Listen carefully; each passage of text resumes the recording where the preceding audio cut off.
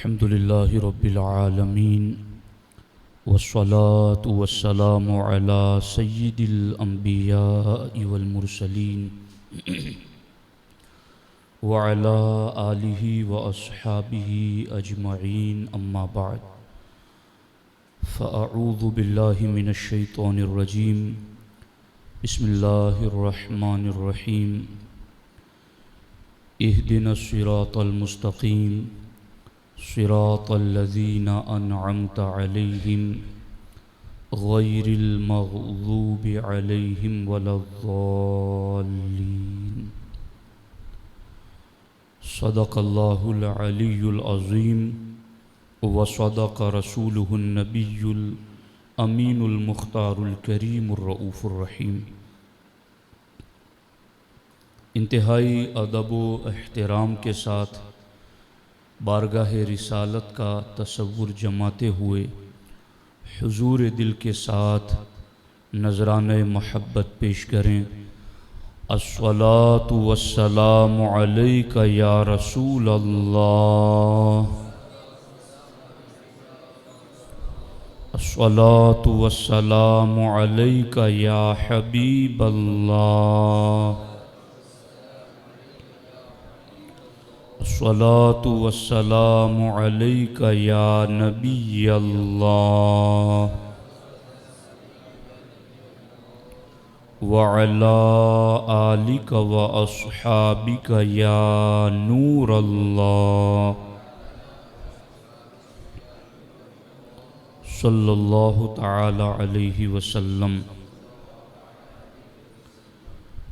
سمنا کا تخت چھوڑ کر غوث الورا ہوئے، سمنا کا تخت چھوڑ کر غوث الورا ہوئے، یوں سلطنت کے ترک نے سلطان بنا دیا۔ دوستان محترم، میری اور آپ کی یکساں خوش نصیبی اور سعادت مندی ہے کہ اللہ جل مجدہ الکریم نے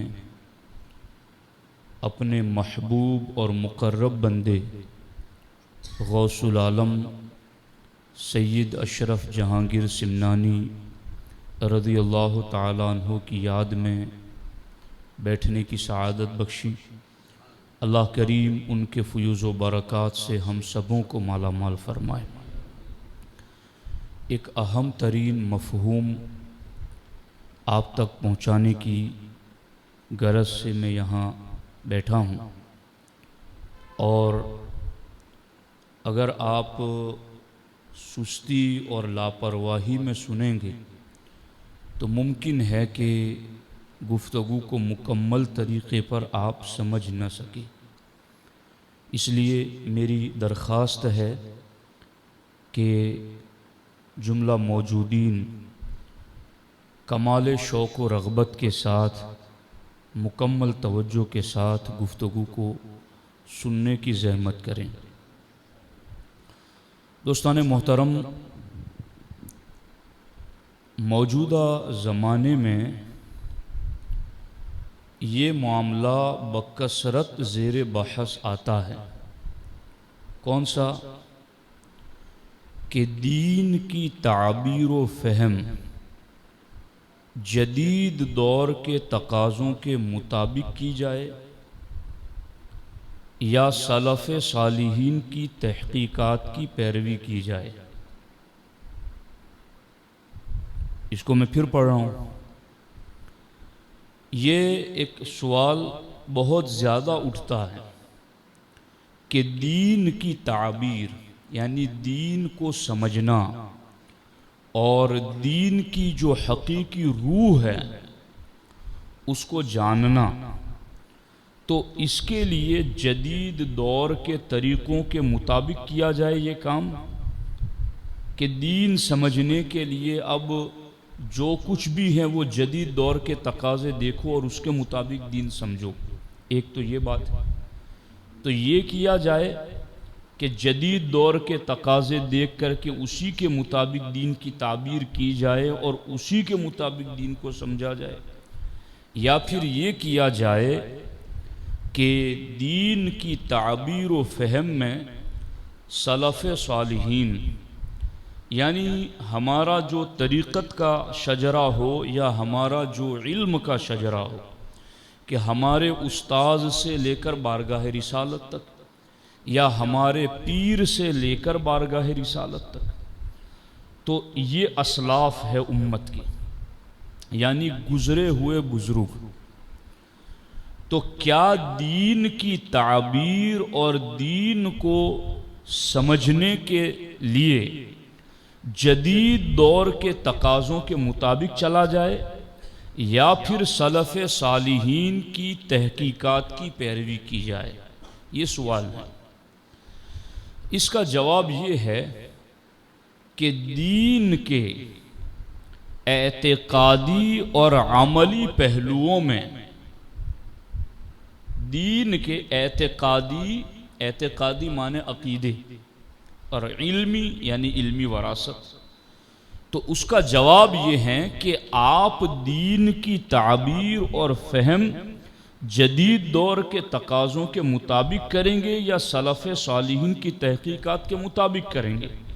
اس کا جواب یہ ہے کہ دین کی تعبیر کے حوالے سے دین کے اعتقادی اور علمی پہلوؤں میں قرآن و حدیث کے معانی اور مفاہیم کی تعیین میں حرف آخر سلف صالحین اور بزرگان دین کا فہم ہے۔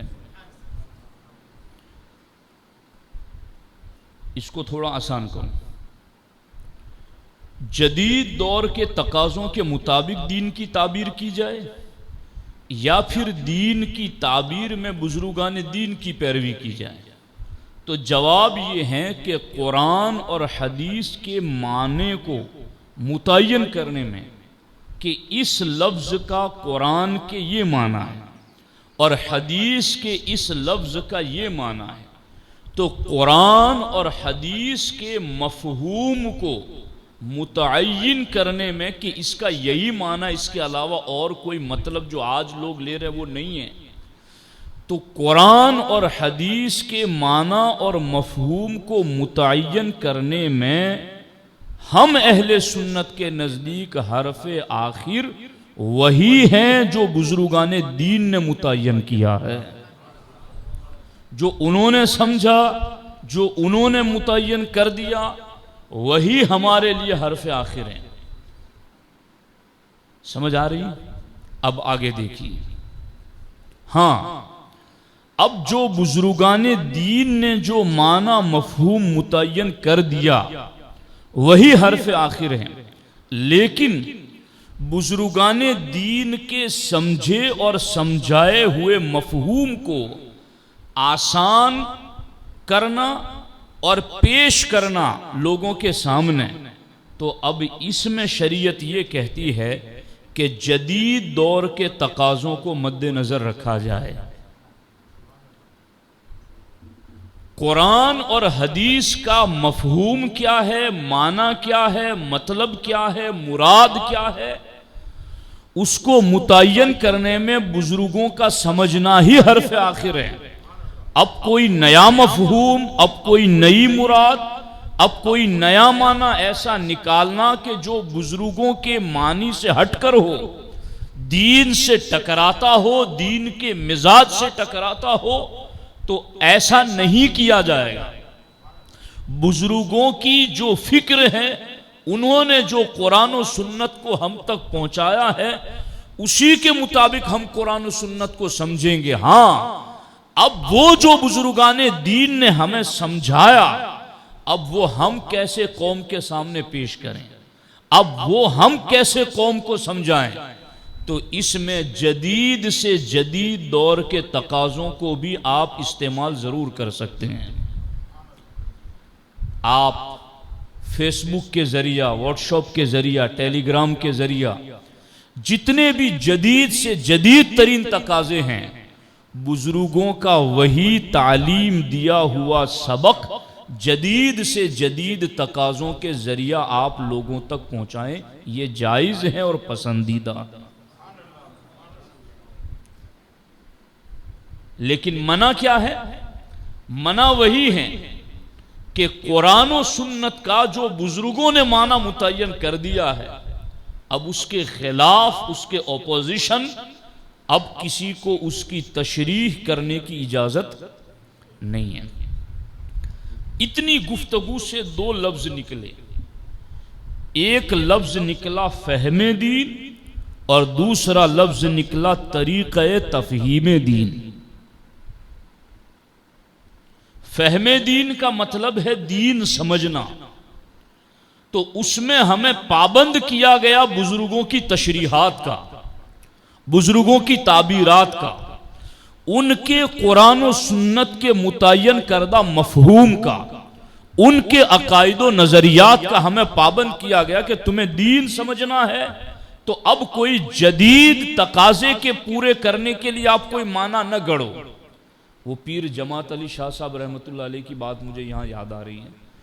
انہوں نے اپنے مریدوں کو وصیت کرتے ہوئے کہا کہ جو بھی چیز مارکیٹ میں نئی آئے تو اسے لے لو، جوتے نئے آئے تو خرید لو، کپڑے نئے آئے تو خرید لو، گاڑی نئی آئے تو خرید لو، تو جتنی بھی چیز نئی آئے اسے خرید لینا، مگر دین کبھی نیا نہ خریدنا، وہ پرانا ہی بہتر ہے۔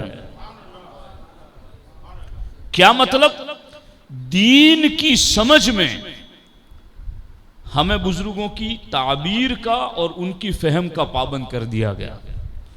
ہاں، وہ بزرگوں نے جو ہمیں سمجھایا ہے، جو کتابوں میں لکھا ہے، اب اسے آگے ٹرانسفر کرنے کے لیے اجازت ہے کہ تم جدید ترین تقاضوں کو بروئے کار لاؤ اور اس پر عمل کرتے ہوئے لوگوں کے سامنے پیش کرو۔ بات سمجھ آ گئی؟ میں جب آگے بڑھوں گا نا تو تمہیں سمجھ میں آئے گا کہ میں کیا لے کے چل رہا ہوں۔ ہوا کیا ہے؟ ہوا یہ ہے کہ جو پہلی چیز میں ہے، آج خانقاہوں میں، درس گاہوں میں، پیروں میں، علماء میں، آپ سوشل میڈیا پر دیکھیے، ایک کوئی دن ایسا نہیں گزرتا کہ کوئی جنگی مسئلہ ہمارے سامنے نہ ہو۔ کوئی کیا بول جاتا ہے اور کوئی کیا لکھ جاتا ہے۔ تو یہ سب کیوں ہو رہا ہے؟ یہ سب کچھ اس لیے ہو رہا ہے کہ فہم دین میں ہم نے بزرگوں کی تحقیقات کو حرف آخر نہیں سمجھا۔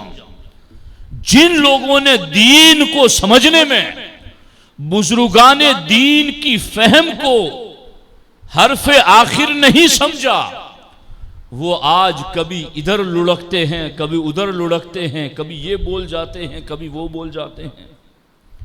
تو ہمیں پابند کیا گیا ہے دین کی تشریح اور تعبیر میں اپنے بزرگوں کی تعبیر کا اور ان کے بیان کردہ مفہوم کا۔ اب یہ آپ مجھ سے پوچھیں کہ یہ جو آپ بتا رہے ہیں کہ ہمیں بزرگوں کا پابند کیا گیا، یہ کہاں لکھا ہے؟ یہ کہاں لکھا ہے؟ تو یہ قرآن میں لکھا ہے، یہ قرآن میں لکھا ہے۔ آپ کہیں گے قرآن میں کہاں لکھا ہے؟ ہر نماز میں، تقریباً ہر رکعت میں آپ اللہ کی بارگاہ میں کہتے ہیں، اے اللہ ہمیں سیدھا راستہ چلا، اور سیدھا راستہ ان بندوں کا جن پر تیرا انعام ہوا۔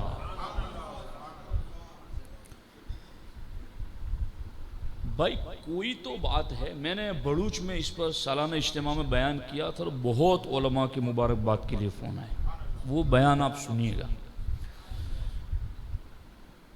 آخر سورہ فاتحہ میں کیا ہے کہ تورات، زبور، انجیل اور قرآنی اور آسمانی 104 صحیفے سب کا علم صرف سورہ فاتحہ میں۔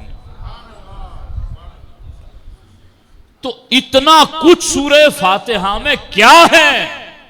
وہ اتنا کچھ جو سورہ فاتحہ میں ہے وہ یہی ہے کہ تم بار بار بارگاہ سمدیت میں یہ کہو، مانگو، اے اللہ اس طریقے پر چلانا جو طریقہ تیرے انعام یافتہ بندوں کا ہے۔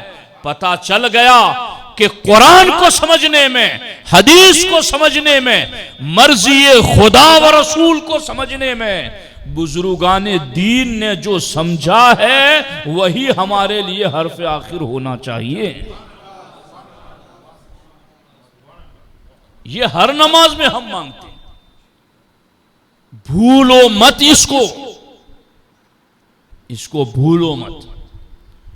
اور ایک تشریح کے ایک تفسیر کے مطابق تو صراط الذین انعمت علیہم کی تفسیر میں باضابطہ یہ کہا گیا محمد صلی اللہ علیہ وسلم و صاحباہ، کہ وہ انعام یافتہ بندوں کا راستہ حضور کا اور ابو بکر و عمر کا۔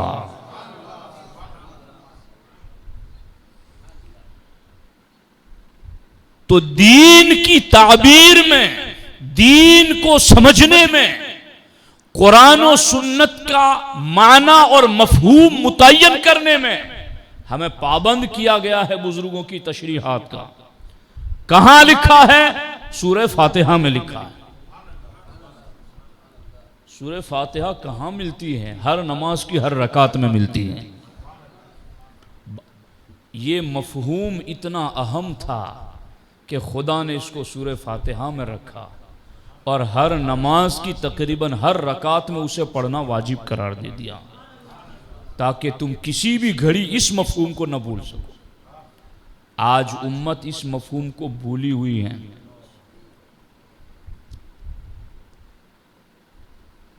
دوسرا کہاں لکھا ہے؟ حضرت امام شافعی، کون نہیں جانتا؟ پوری دنیا جانتی امام شافعی کون ہے۔ شوق علم آپ کا اور قوت حافظہ آپ کا ایسا تھا کہ امام مالک کی درسگاہ میں پڑھنے کے لیے گئے امام شافعی۔ تو امام شافعی نے کہا کہ حضور میں آپ کے پاس پڑھنے کے لیے آیا ہوں، مجھے اجازت دے میں آپ کی خدمت سے فیض حاصل کروں۔ تو امام مالک نے کیا فرمایا؟ فرمایا میرے کاتب حبیب کے پاس چلے جاؤ، وہ تمہیں موطا پڑھ کے سنا دے گا۔ موطا امام محمد یہ تدوین حدیث کی بخاری اور مسلم سے بھی پہلے لکھے جانے والی حدیث پر کتاب ہے۔ اور امام شافعی یہ فرماتے ہیں کہ میرے نزدیک قرآن کے بعد اصح الکتب موطا امام مالک ہے۔ اور اس کی تشریح میں ہمارے علماء نے کہا کہ چونکہ اس وقت بخاری اور مسلم لکھی نہیں گئی تھی، تو اس لیے امام شافعی نے کہا کہ اصح الکتب بعد کتاب اللہ موطا امام مالک۔ مگر ایک مجتہد مطلق کا اتنی بڑی بات کہنا کوئی کم ہے؟ تو امام مالک نے امام شافعی سے کہا تھا میرے کاتب کے پاس جا کر کے تم پڑھ لو۔ تو حضرت امام شافعی نے عرض کی اللہ پاک آپ سے راضی ہو، مجھ سے ایک صفحہ تو سن لیجیے، مجھ سے ایک صفحہ تو آپ کی لکھی ہوئی موطا امام مالک کا سن لیجیے۔ تو فرمایا امام مالک نے، امام شافعی نے کہا اگر میرا پڑھنا اچھا لگے تو پھر آپ کو پڑھ کر میں سناؤں گا ورنہ چھوڑ دوں گا، ایک صفحہ تو سن لیجیے۔ امام مالک نے فرمایا پڑھیے۔ امام شافعی نے ایک صفحہ پڑھا اور خاموش ہو گئے۔ امام مالک نے فرمایا اور پڑھیے۔ پھر ایک صفحہ پڑھ کر خاموش ہو گئے تو امام مالک نے فرمایا اور پڑھیے۔ پھر پڑھا تو امام مالک کو بہت اچھا لگا اور امام شافعی نے امام مالک کو پوری موطا امام مالک سنائی۔ جب 2 مرتبہ حاضر ہوئے تو امام مالک نے فرمایا کوئی ایسا شخص تلاش کرو جو تمہیں پڑھائے۔ پہلے کاتب حبیب کے پاس جانے کے لیے کہا، لیکن پھر پڑھنا اتنا پسند آیا کہ پوری سنی۔ اب پھر گئے تو کہا کوئی ایسا شخص تلاش کرو جو تمہیں پڑھائے۔ تو امام شافعی نے عرض کیا حضور میں چاہتا ہوں کہ آپ خود میرا پڑھنا سماعت فرمائیں، اگر اچھا نہ پڑھ سکوں تو کوئی پڑھانے والا تلاش کر لوں گا۔ تو امام مالک نے فرمایا اچھا ٹھیک ہے پڑھیے۔ امام شافعی نے اول سے آخر تک پوری موطا امام مالک زبانی سنا دی۔ مولانا الطاف صاحب سے پوچھے وہ کتنی ضخیم کتاب ہے، عربی میں حدیث کی، موطا امام مالک پوری زبانی سن. اتنے عظیم ترین مجتہد امام، ان کا قوت حافظہ اتنا مضبوط تھا. وہ فرماتے ہیں کہ میں نے 300 مرتبہ پورا قرآن پڑھا. یہ جس استدلال کی میں بات کر رہا ہوں اس وقت کی بات ہے، نے زندگی میں کتنی بار پڑھا ہوگا وہ مجھے نہیں معلوم، لیکن جس وقت ان سے پوچھا گیا، کیا پوچھا گیا کہ قرآن کے مفہوم کو سمجھنے میں بزرگوں کی فہم کا پابند ہونا ضروری کیوں ہے؟ قرآن کے اس لفظ کا، اس آیت کا یہی مفہوم ہے، اس کی یہی تعبیر ہے، اس کی یہی تشریح ہے، اس میں ہم بزرگوں کی رائے کے اور ان کے سمجھنے کے پابند کیوں ہیں؟ تو امام مالک رضی اللہ تعالیٰ عنہ نے فرمایا کہ میں نے 300 مرتبہ پورا قرآن مجید پڑھا، اور 300 مرتبہ میں مجھے ہر بار قرآن مجید کی سورۃ النساء کی یہی آیت قرآن کے مفہوم کو سمجھنے میں بزرگوں کی پیروی لازم ہونے کو جو مجھے سمجھاتی رہی، ہر بار جو آیت، وہ یہی آیت تھی، وَيَتَّبِعْ غَيْرَ سَبِيلِ الْمُؤْمِنِينَ نُوَلِّهِ مَا تَوَلَّى وَنُصْلِهِ جَهَنَّمَ وَسَاءَتْ مَصِيرًا، کہ جس نے بزرگوں کی راہ چھوڑ کر وَيَتَّبِعْ غَيْرَ سَبِيلِ الْمُؤْمِنِينَ، ایمان کامل والے بزرگان دین کی راہ چھوڑ کر کوئی اور راہ اختیار کی. امام شافعی کہتے ہیں قرآن میں اللہ نے کہا نُوَلِّهِ مَا تَوَلَّى، وہ جدھر جائے گا ہم ادھر ہی پھیر دیں گے اور بالآخر اس کو جہنم میں ڈال دیں گے. تو امام شافعی کہتے ہیں کہ قرآن کے مفہوم کو سمجھنے میں بزرگوں کی فہم اور بزرگوں کا سمجھنا ہی حرف آخر ہے. میں نے 300 بار پلٹ پلٹ کر قرآن میں ڈھونڈا تو مجھے ہر بار قرآن کی یہی آیت سمجھاتی رہی. تو کیا مطلب یہ نکلا کہ آج جتنے بھی جھگڑے ہیں دین کے نام پر، کوئی پیر کچھ کہہ رہا ہے، کوئی پیر کچھ کہہ رہا ہے، کوئی مولانا کچھ کہہ رہا ہے، کوئی مولانا کچھ کہہ رہا ہے، ان سے اتنا پوچھو کہ یہ جو قرآن کی تشریح آپ کر رہے ہیں اور دوسرے علماء آپ سے جھگڑ رہے ہیں، یہ جو قرآن کا مفہوم آپ بیان کر رہے ہیں اور دوسرے علماء نہیں مان رہے ہیں، تو آپ نے جو یہ مفہوم بیان کیا، کیا یہی مفہوم شیخ عبد القادر جیلانی نے بیان کیا تھا؟ کیا یہی مفہوم سلطان الہند عطائے رسول نے بیان کیا تھا؟ کیا یہی مفہوم داتا گنج بخش علی حجویری نے بیان کیا تھا؟ کیا یہی مفہوم حنفی، شافعی، مالکی، امام احمد ابن حنبل نے بیان کیا تھا؟ تم وہ مفہوم کیوں نہیں بیان کرتے جو مفہوم صراط الذین انعمت علیہم کا مظہر ہے؟ تم وہ مفہوم کیوں نہیں بیان کرتے جو سبیل المومنین کا متفقہ متعین کردہ مفہوم ہے؟ اگر آج بھی منبر و محراب پر دین منتقل کرنے والے اس بات کے پابند ہو جائے کہ ہمیں قرآن سمجھنے میں بزرگوں کی فکر کا پابند ہونا ہے، تو ہر سنی منبر و محراب سے ایک ہی صدا نکلے گی، اسی کو صدائے اہل سنت کہتے ہیں. دوستان محترم، تو یہ تو تھا پہلا معاملہ کہ دین کو سمجھنے میں بزرگوں کی فہم پر اعتبار اور استناد و اعتماد. اب دوسری چیز ہے کہ وہ بزرگوں کے ذریعہ سمجھا ہوا مفہوم اب آگے ٹرانسفر کرنا ہے. تو بھائی مخدوم پاک جب بیان کر رہے تھے تو مائک نہیں تھا نا، تو جدید ذریعے کو استعمال کرو، کون منع کرتا ہے؟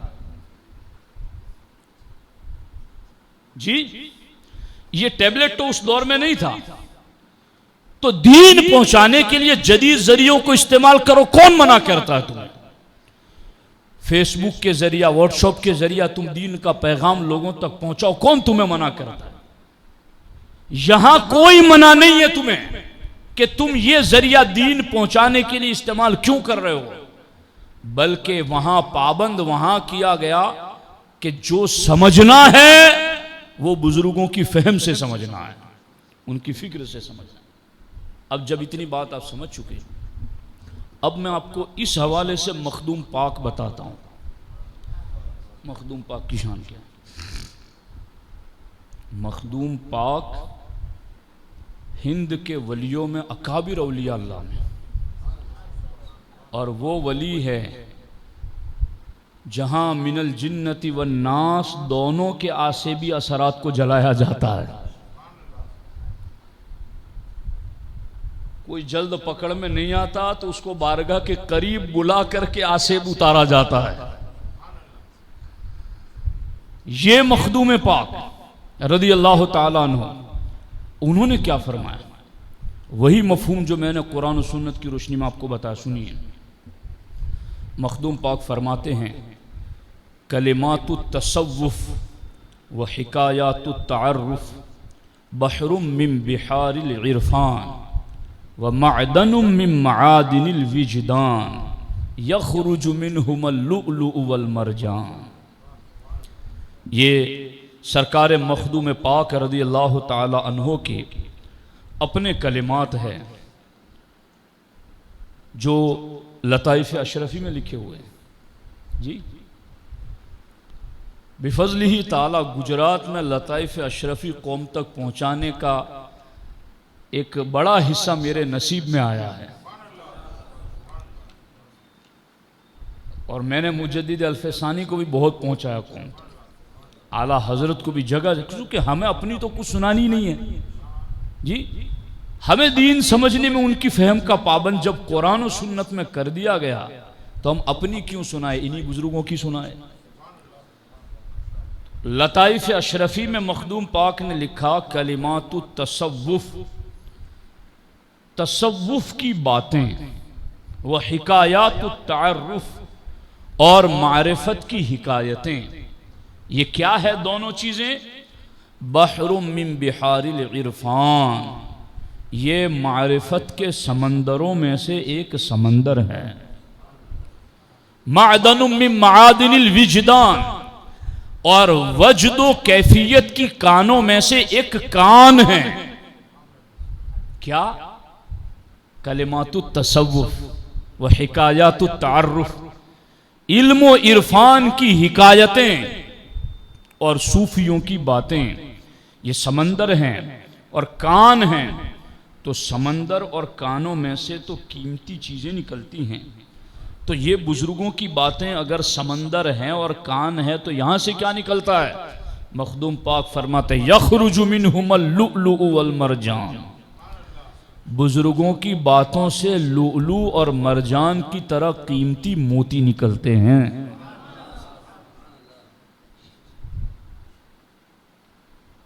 جب وہاں سے قیمتی موتی نکلتے ہیں تو پابند رہو ان کی تشریحات کے۔ سیدھی سڑک یہ شہر شفاعت نگر کی ہے، دائیں بائیں جھانکنے کی ضرورت نہیں، من مانی تعبیر اور تشریح کی حاجت نہیں، ان کا دامن پکڑے رہو، نجات یافتہ رہو گے۔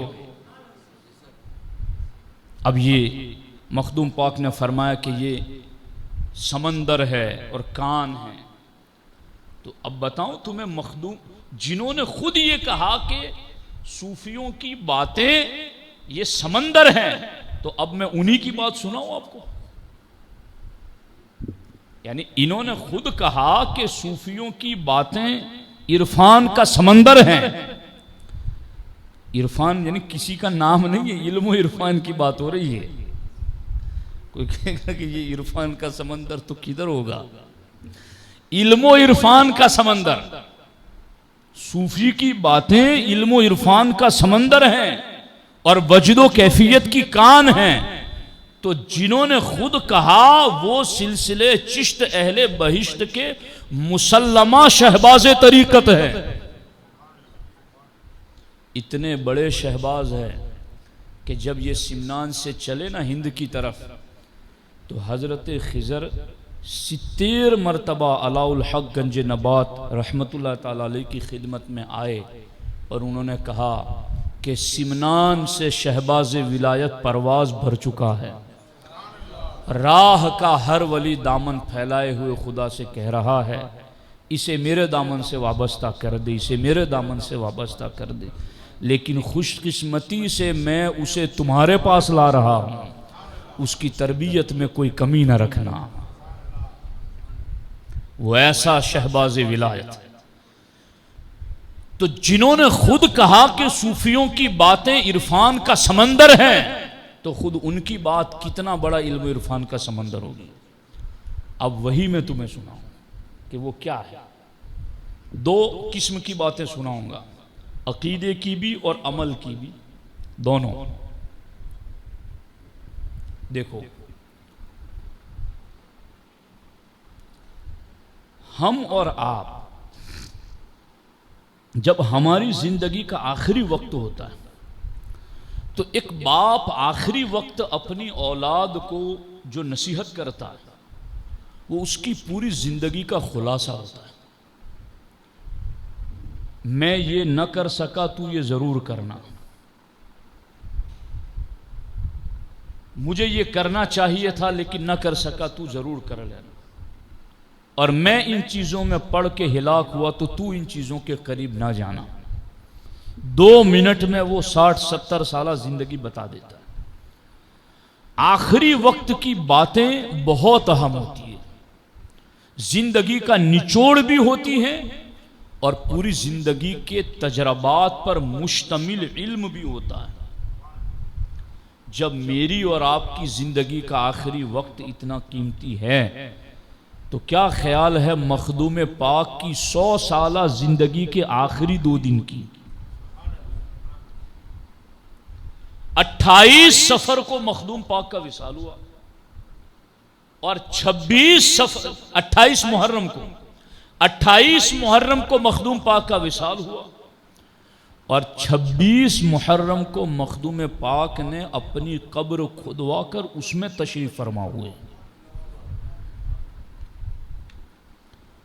آدمی بازار میں ہوتا ہے تو کچھ نہ کچھ غفلت طاری ہو جاتی ہے، مسجد میں آتا ہے تو اس کو اللہ یاد آ جاتا ہے،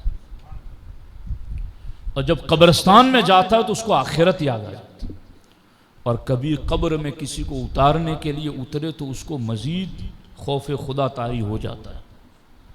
تو ہم جیسے گنہگار اگر قبرستان اور قبر میں اترے تو ہمیں آخرت یاد آ جائے۔ 100 سالہ زندگی گزارنے والے وہ مخدوم اشرف جن کی ولادت سے پہلے ان کی ولایت کی شہرت تھی، وہ 100 سال گزار کر آخری 2 دن ہیں اور قبر میں بیٹھے ہوئے۔ کتنا حساس موڑ ہے، آخری 2 دن اور بیٹھے قبر میں۔ بہت سارے اشرفی سلسلے سے وابستگان آپ کو ملیں گے، علماء، سادات، عوام، سب میں۔ آپ ان سے پوچھئے کہ مخدوم پاک نے اپنی زندگی میں سب سے آخری کتاب کون سی لکھی، کہاں بیٹھ کے لکھی اور کس موضوع پہ لکھی؟ دین سمجھنے میں بزرگوں کا فہم آخری، حرف آخر، تو یہ ان کی زندگی کا حرف آخر سمجھو۔ کس عنوان پر کتاب لکھی، کہاں لکھی، کیا نام تھا کتاب کا؟ تو مخدوم پاک نے اپنی حیات میں آخری کتاب جو لکھی اس کا نام ہے رسالہ قبریہ، اور اسی سے واضح ہے کہ کہاں بیٹھ کر لکھی، قبر میں بیٹھ کر لکھی، اور کس موضوع پر لکھی؟ عقیدہ اہل سنت پر لکھی۔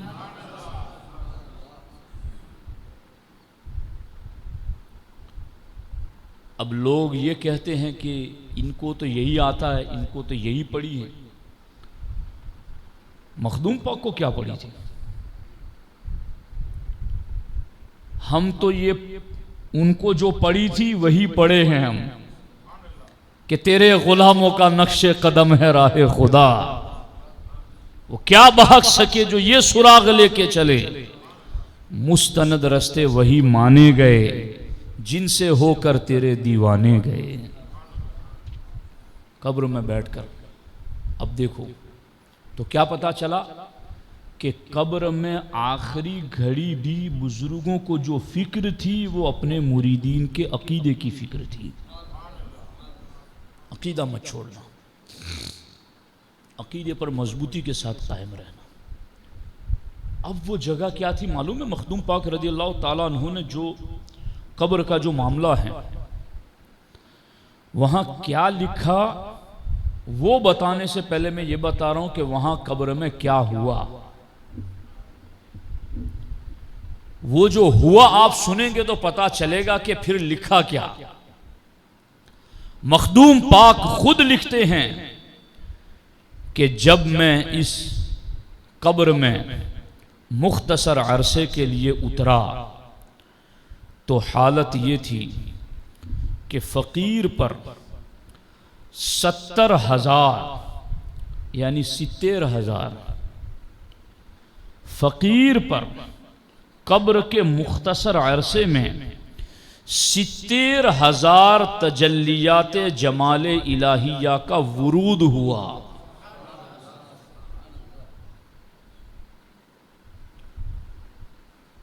فقیر پر قبر کے مختصر وقت میں 70,000 تجلیات جمال الہیہ کا ورود ہوا.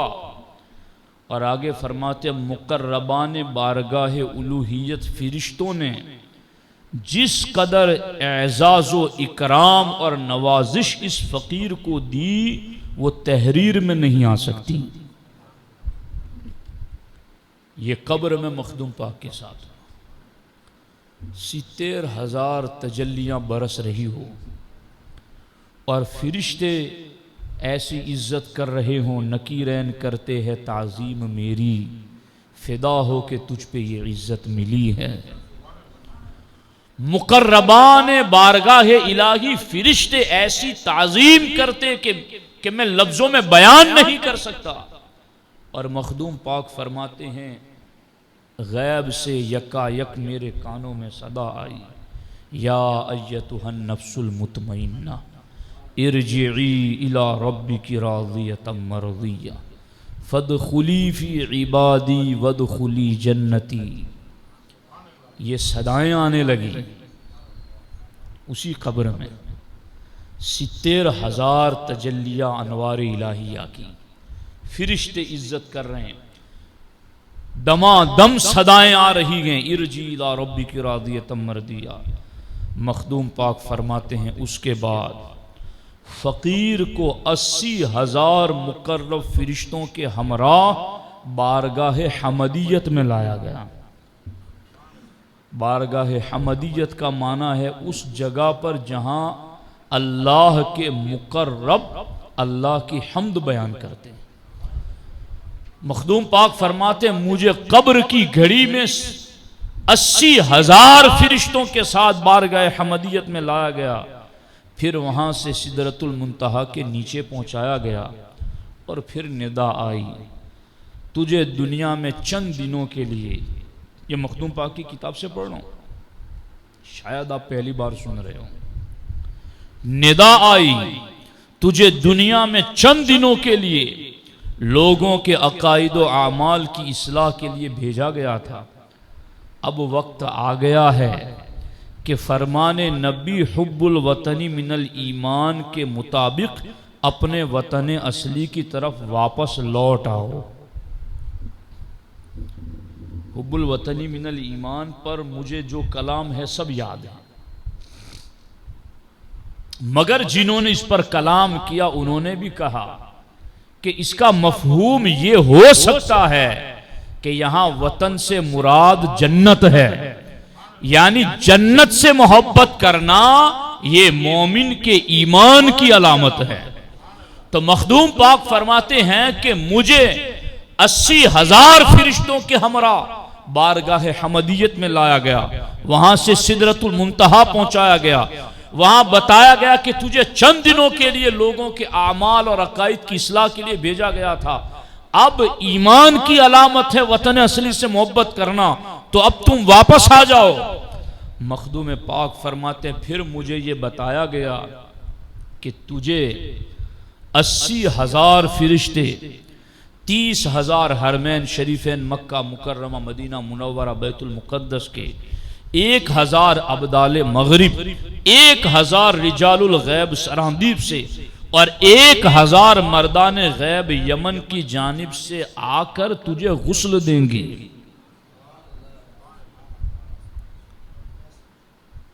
70,000 تجلیاں برسے 80,000 فرشتے لے کر جائے اور اتنے زیادہ مقربین رجال الغیب کے حوالے سے بشارت سنائی جائے کہ تمہارے وصال کے بعد یہ تمہیں غسل دیں گے.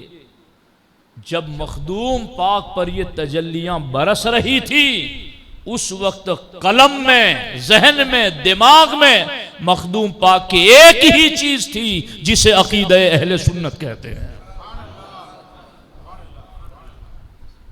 پانی دیکھتا ہے تو بندے کو پیاس یاد آتی ہے،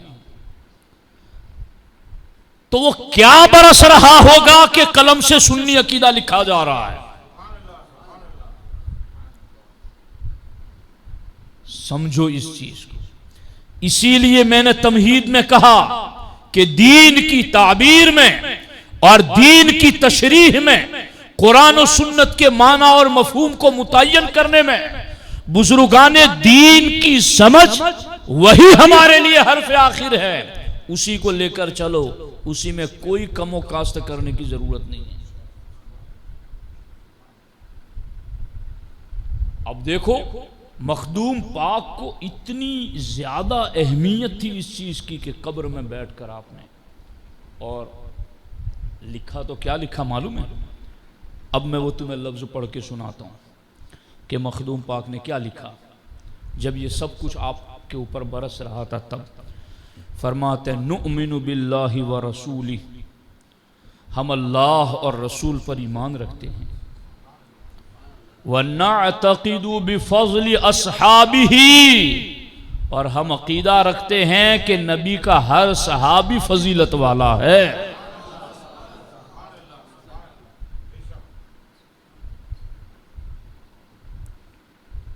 تو کون بزرگوں کا راستہ چھوڑ گیا؟ دنیا نے اپنے آپ کو بدلا گھڑی گھڑی. ایک ہم اہل عشق ہے، جہاں تھے وہیں رہے.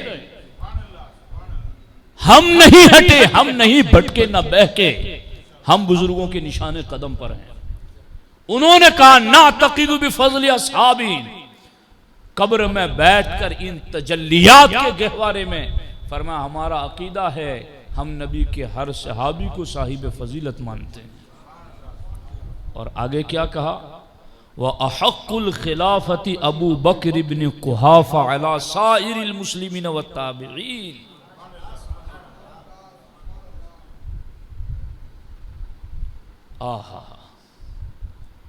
آدمی کے گھر کوئی مہمان آتا نا تو وہ اچھی سے اچھی چیز کھلاتا ہے اس کی خوش کرنے کے لیے، اس کی ناز برداری کے لیے کہ بھائی وہ اچھی طرح سے اس کے ساتھ پیش آئے.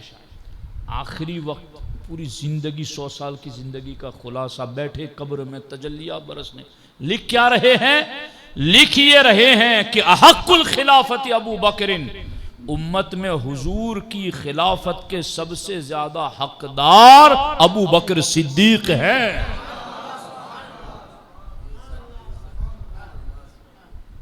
کیا یہ علی کے بیٹے نہیں تھے؟ کیا یہ شہزادہ رسول علیہ السلام نہیں تھے؟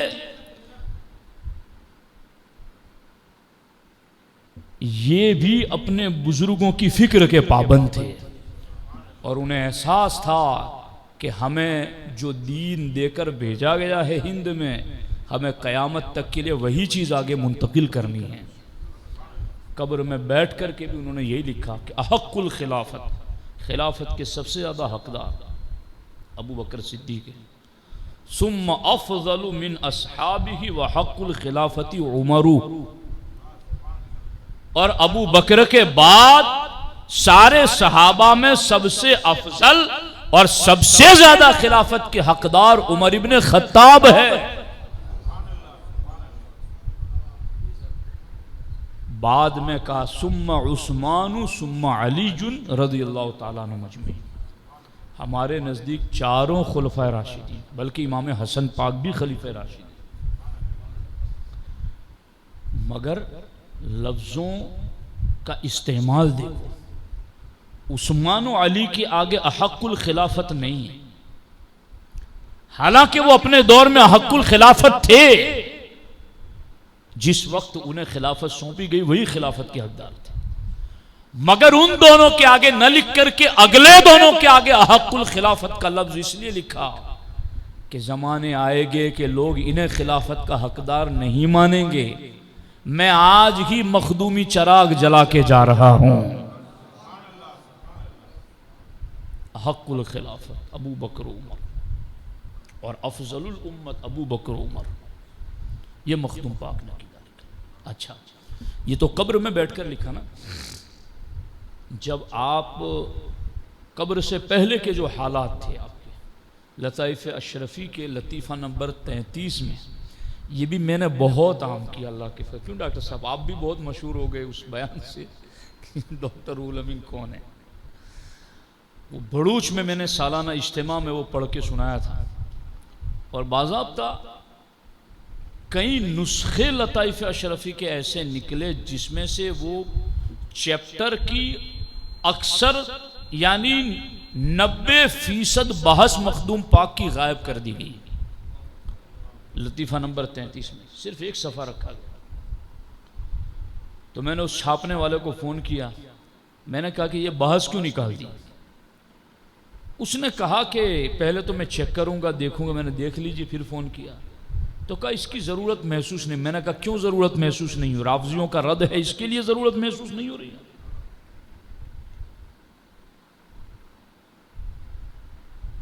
اس لطیفہ نمبر 33 میں بھی مخدوم پاک نے لکھا کہ سنی ہونے کی 10 شرطیں۔ کتنی؟ بولو نا زور سے۔ لطیفہ نمبر 33 میں مخدوم پاک نے لکھا کہ سنی ہونے کی 10 شرطیں ہیں، اور ان 10 شرطوں میں پہلے نمبر کی شرط کتنی اہم ہے؟ تو پہلی شرط میں مخدوم پاک نے یہ لکھا کہ سنی وہی ہے جو دونوں پیروں، یہ لفظ اس میں ہے، جو دونوں پیروں ابو بکر و عمر کو پوری امت میں سب سے افضل مانے۔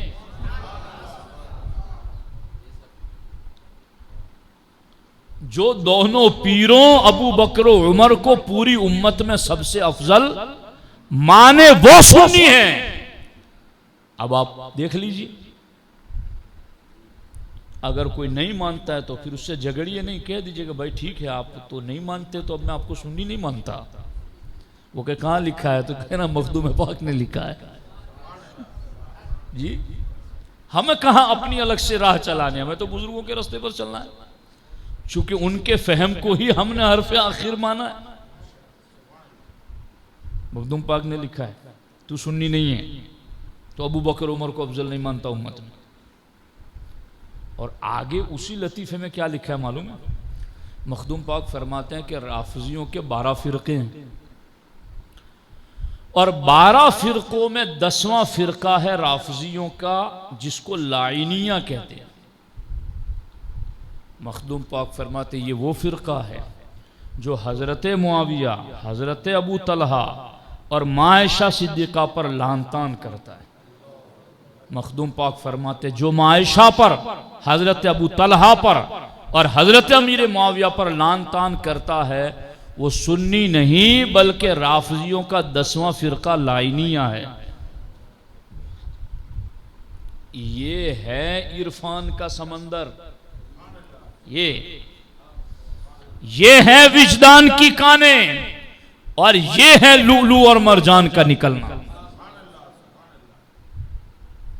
تو یہ مخدوم پاک رضی اللہ تعالیٰ عنہ، آپ نے اس طریقے سے پورا عقیدہ آخری وقت بھی بیان کیا اور اس سے پہلے بھی بیان کیا، اور آخری وقت میں مخدوم پاک نے ایک حدیث لکھی، توجہ ہے آپ کی، سنیے۔ آخری وقت مخدوم پاک نے رسالہ قبریہ میں ایک حدیث لکھی، کما تعیشون تموتون، کما تموتون تبعثون، کما تبعثون تحشرون۔ مخدوم پاک فرماتے ہیں کہ حضور کا فرمان ہے، میں قبر میں بیٹھ کر تمہیں حضور کا فرمان سنا رہا ہوں کما تعیشون تموتون، جس حال یعنی جس عقیدے پر جیو گے اسی عقیدے پر مرو گے، وَكَمَا تَمُوتُونَ تُحْشَرُونَ، جس عقیدے پر مرو گے اسی عقیدے پر اٹھائے جاؤ گے، اور جس عقیدے پر اٹھائے جاؤ گے اسی عقیدے پر تمہارا حشر ہوگا۔ تو مخدوم پاک فرماتا ہے میں تمہیں کما تعیشون تموتون، جیسا جیو گے ویسا مرو گے۔ میں پوری زندگی 100 سال کی گزار کر موت کے قریب کھڑا ہوں اور تمہیں بتا رہا ہوں کہ جیسا جیو گے ویسا مرو گے۔ کوئی اگر یہ وسوسہ رکھتا ہے آج نہیں کالا سودری جیسو مول صاحب ہوئے تو بدو چالے ہوئے، اگر اسی حال میں موت آ گئی تو پھر اسی حال میں قیامت کے دن اٹھایا جائے، پھر تیرا حشر انہی لوگوں کے ساتھ۔ یہ باتیں بزرگوں کی اتنی فکر تھی کہ قبر میں آخری 2 دن میں بھی وہ یہی باتیں کرتے تھے۔ اور مخدوم پاک رضی اللہ تعالیٰ عنہ نے باضابطہ رسالہ قبریہ میں یہ بات لکھی حضرت ابو بکر و عمر کی افضلیت کے حوالے سے، اور پھر کہا ہمارے تمام فرزندان جنہوں نے ابھی عرص مخدومی میں حق ادا کر دیا، جو ہوا تو اس کی حضور قائد ملت نے جو وضاحت پیش کی، رفظ کے قلعوں میں زلزلہ آ گیا، جو وضاحت آئی اور جیسی وضاحت ڈیلی ڈالی نہیں، دبی کچلی نہیں، صاف سری دبنگ لفظوں میں کہ جس نے ہماری اسٹیج پر آ کر یہ کلمات پڑھے وہ گمراہ ہے۔ تو چونکہ مخدوم پاک قبر میں بیٹھ کر کے بھی یہی لکھ گئے تھے، کیا ابو بکر عمر سب سے افضل ہے، لکھنے کے بعد کیا لکھا معلوم ہے مخدوم پاک نے؟ ہمارے تمام فرزندان، برادران اور محبین و معتقدین کو یہ یاد رہے کہ ہم اسی پر تھے، اسی پر ہیں اور ہمیشہ اسی پر رہیں گے، اور جس کا عقیدہ یہ نہ ہو وہ گمراہ و زندیق ہے، ہم اس سے بیزار ہے اور خدا اس سے راضی نہیں ہے۔ یہ مخدوم۔ تو دوستان محترم، گفتگو کا خلاصہ یہ نکلا کہ ایک ہے فہم دین اور دوسرا ہے طریقہ تفہیم دین۔ جی، فہم دین، تعبیر دین، تشریح دین، بزرگوں کی فکر کے پابند، سمجھ آئی؟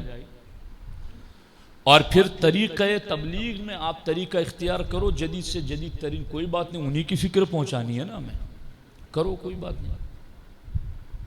اب یہ تھا عقیدے کے حوالے سے ان کی فکر جس کا ہمیں پابند کیا گیا۔ اب ایک آخری بات عرض کرتا ہوں، عمل کے لحاظ سے مخدوم پاک رضی اللہ تعالی عنہ کیا فرماتے ہیں؟ اچھا، یہ عقیدے کے لحاظ سے بھی وہ میں نے کل بھی شعر پڑھا تھا جو میں نے یہاں بھی سنا ہے، وہ شعر میں نہیں سنا تھا، لیکن مخدوم پاک کا ایک ملفوظ سناتا ہوں اس حوالے سے۔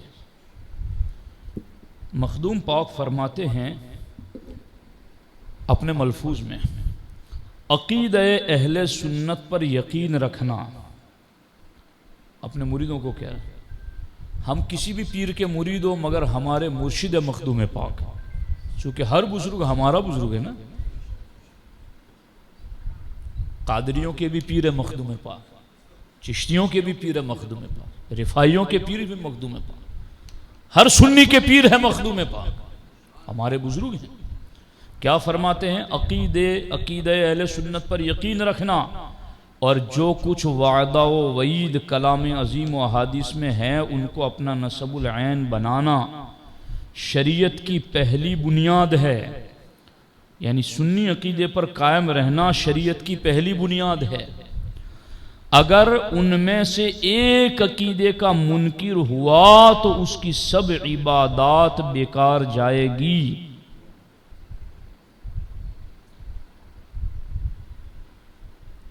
سنی عقیدے پر قائم رہنا شریعت کی پہلی بنیاد۔ اگر ان عقائد میں سے ایک کا بھی انکار کیا تو ساری عبادتیں برباد جائیں.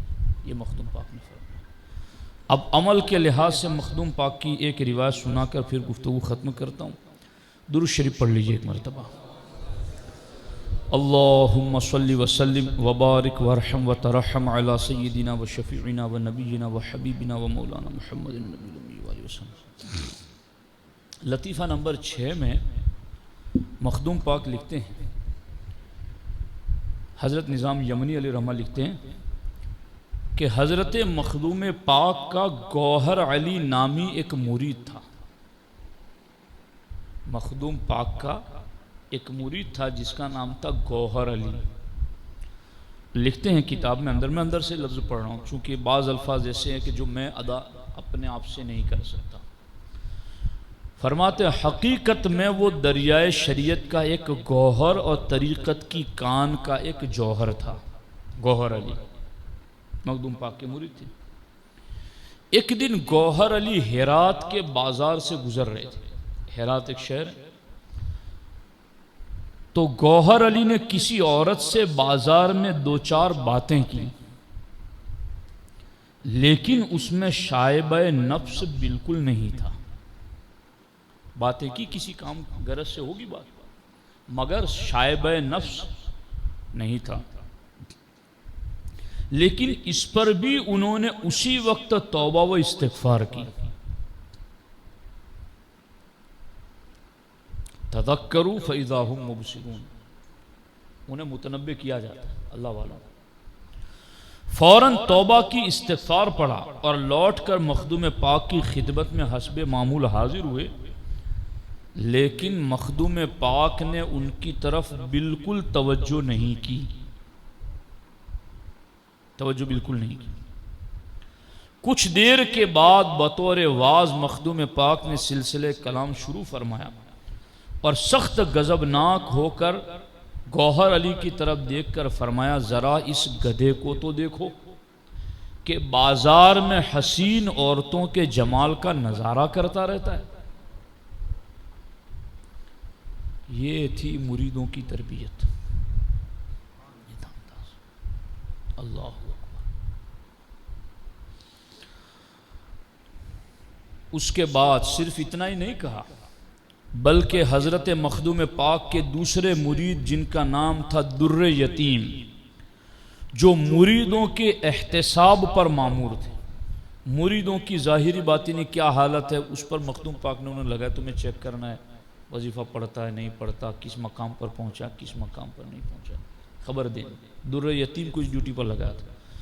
تو واز میں مخدوم پاک نے گوہر علی کو ڈانٹا اور اس کے بعد در یتیم سے فرمایا کہ گوہر علی کو ہماری مجلس سے نکال دو.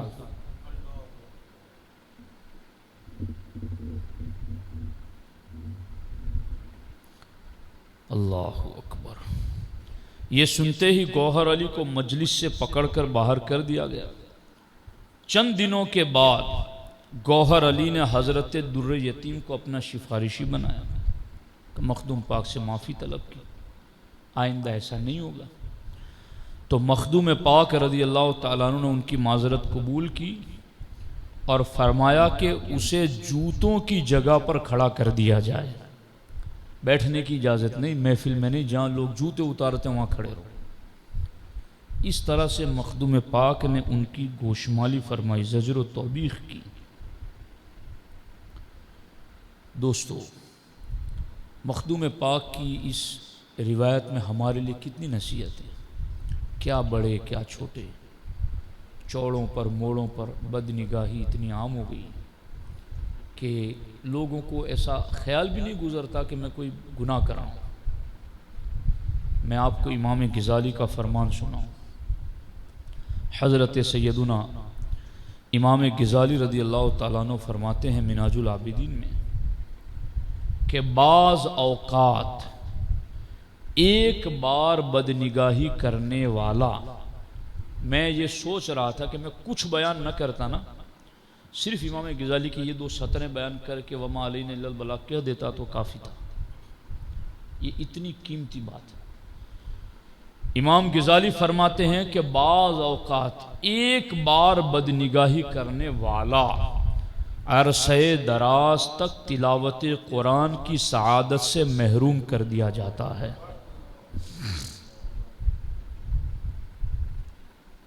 پھر سے پڑھوں، بعض اوقات ایک بار بدنگاہی کرنے والا عرصہ دراز تک تلاوت قرآن کی سعادت سے محروم کر دیا جاتا ہے۔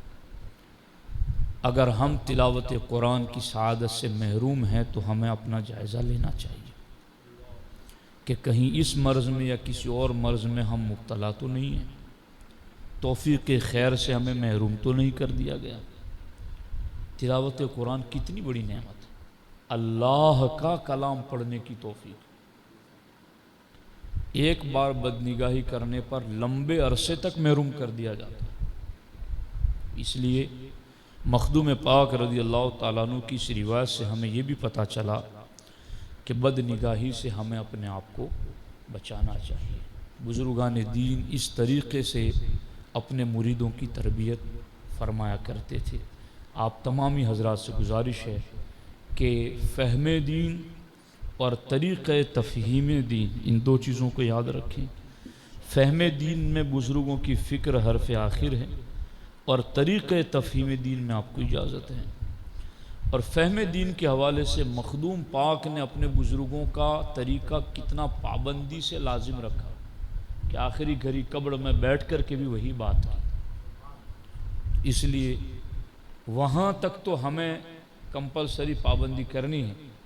اگر ہم ان کے نظریات کی پاسداری کرتے ہوئے قبر میں گئے نا، تو قبر میں جانے سے پہلے ہی روح نکلتے وقت وہ خود لینے کے لیے آ جائیں گے۔ کئی ایسی روایتیں پڑھی ہیں کہ جن میں بزرگوں نے کہا کہ یہ مجھے لینے کے لیے آئے۔ تو جس کا کام کرو گے نا وہ خوش ہوں گے اور وہ تمہارے ساتھ رہیں گے۔ تو ہمیں اپنے انہی بزرگوں کا کام کرنا ہے اور انہی کی فکر قوم تک پہنچانی ہے، عمل کرنا ہے۔ اللہ کریم مجھے آپ کو سبوں کو عمل خیر کی توفیق عطا فرمائے۔ السلام علیکم ورحمۃ اللہ وبرکاتہ۔